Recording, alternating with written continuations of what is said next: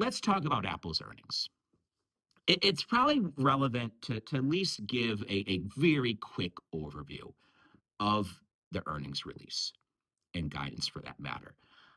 I would classify Apple's fourth quarter 25 results as strong. I would go that far. And I don't think I have to put a disclaimer. I don't have to say, well, I think it was strong. 8% revenue growth.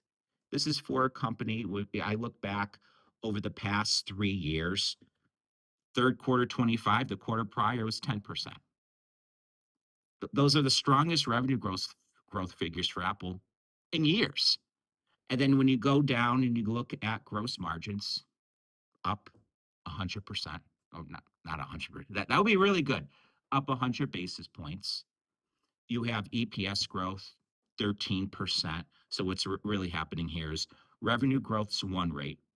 Apple is growing margins faster than revenue. They're growing gross profit faster than revenue. I actually have the model open here. Let me just get a quick measure of what gross profit was up. Yeah, gross profit was up 10%. So revenue is up 8%. Gross profit is growing faster than revenue. And then you had expenses.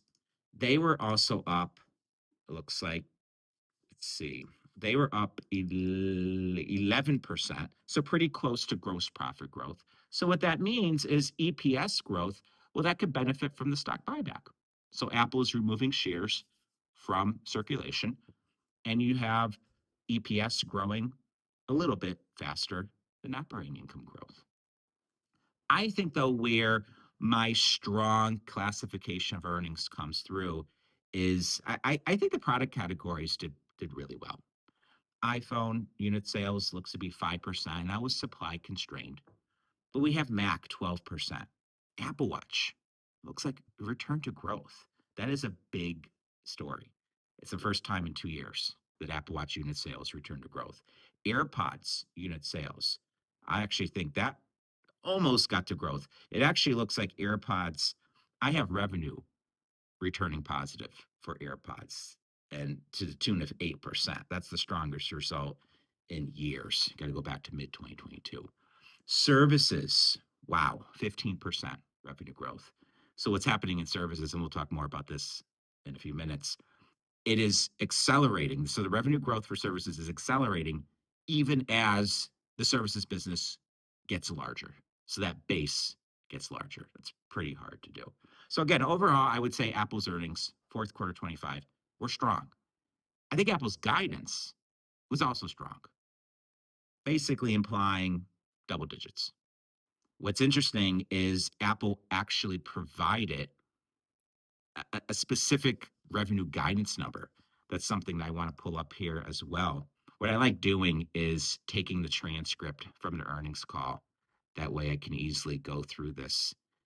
We have Kevin Parak. Let's see, what is the revenue guidance that he provided exactly here?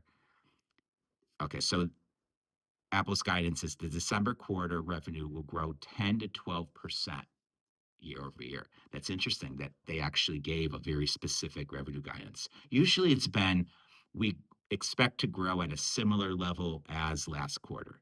Or maybe they'll even say mid-single digit, upper single digit. Now we're getting actual numbers, specific revenue guidance range. So as an analyst, it's something you like to see.